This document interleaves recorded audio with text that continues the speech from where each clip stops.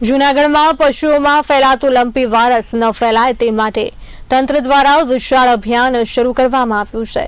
Collector અને જિલ્લા વિકાસ અધિકારીના માર્ગદર્શન હેઠળ 18 જેટલી ટીમો રચાઈ છે, જે ગામે ગામ જઈને પશુઓનું સર્વે અને વેક્સિનેશન કરી રહી છે। જિલ્લામાં હાલ સુધીમાં લંપી વાયરસનો એક પણ કેસ નોંધાયો નથી, પરંતુ ભવિષ્યમાં ખતરો ન ઊભો થાય તે માટે તંત્ર પૂરતી તકેદારી અપનાવી રહ્યું છે।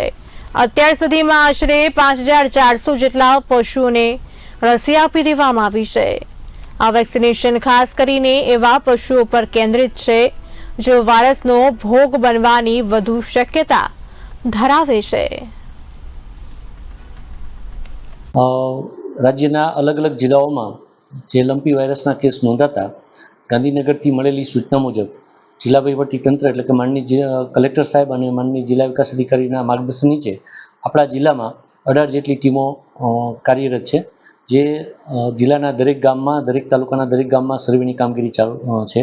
આજ સુધીમાં એક પણ લંપીનો કેસ જૂનાગઢ જિલ્લામાં નોંધાયેલો નથી। આમ છતાં જે સસેપ્ટેબલ એનિમલ છે એમને રોગ પ્રતિકાર શક્તિ વધી જાય એના માટે રસીકરણની કામગીરી ચાલુ